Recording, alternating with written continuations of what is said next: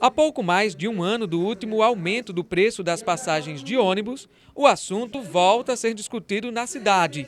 O reajuste da tarifa divide opiniões. A gente não aceita esse aumento. A frota, ela é antiguíssima, é sucateada. Então, outro motivo realmente para não sentirmos, não visualizarmos, né, a necessidade desse aumento de passagem.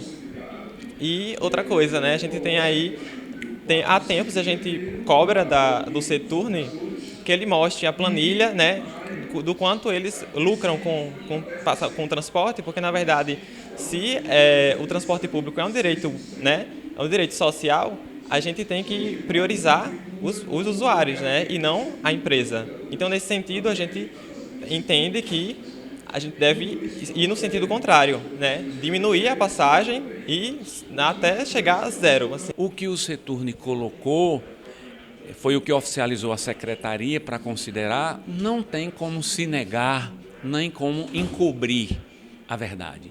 O salário dos motoristas aconteceu em maio do ano passado, o passageiro equivalente caiu, isso é fato, em todo o Brasil aconteceu isso, o desemprego estrutural, e como o professor Rubens ali bem demonstrou, caiu a quantidade de pagantes, a tarifa sobe. Então, os números que o Seturne apresenta e colocou para a secretaria são reais. O óleo diesel também subiu. Agora, a solução vai aumentar para quanto, quando ou não vai? É uma decisão do poder público. As alternativas existem para não jogar tudo no bolso do usuário, como acontece todo ano. Para ampliar o debate, a Comissão Parlamentar de Planejamento Urbano convidou representantes da Prefeitura e especialistas em trânsito. A gente solicitou uma pesquisa por amostragem e a equipe técnica da Instituto está fazendo essa pesquisa para avaliar quais são os números reais, né?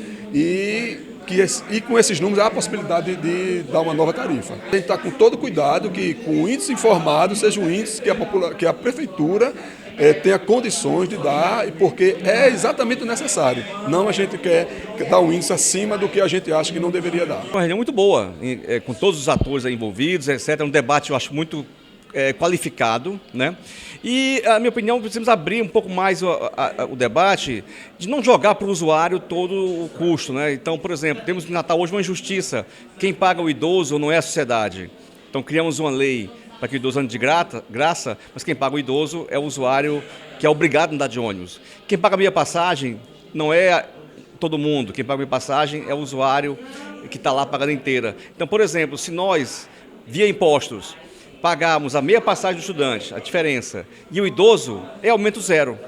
Resolve o problema financeiro imediato e não tem nenhum aumento. Então, temos que começar a pensar soluções que não aquelas tradicionais, que é sempre jogar para o usuário a conta. O colegiado da Câmara deve intermediar as negociações. É um tema afeto à comissão e, portanto, resolvemos discutir isso. Para o sistema funcionar, precisa de ter um equilíbrio, né?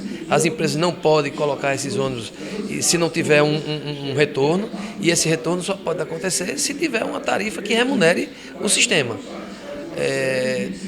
Evidentemente, as empresas também precisam dar sua contribuição, sua colaboração, no sentido de melhorar cada vez mais o sistema, oferecendo para o usuário o que for de melhor. Isso a gente vai tentar intermediar para que, no final, haja um desfecho satisfatório para a sociedade. Houve um compromisso no reajuste passado de ter uma renovação, uma compra de 70 novos ônibus. O Wi-Fi em ônibus, o Wi-Fi em terminal, alterações, aprimoramentos de linhas. Nós queremos saber se isso aconteceu, porque se passou um ano. Se isso não aconteceu, não há o que justificar qualquer centavo de aumento de tarifa. Essa primeira reunião está nos dando a condição de reconhecer dados e agora cabe a nós nos aprofundarmos para que a gente possa chegar realmente ao entendimento se esse aumento agora ele é viável, se ele é legítimo ou não.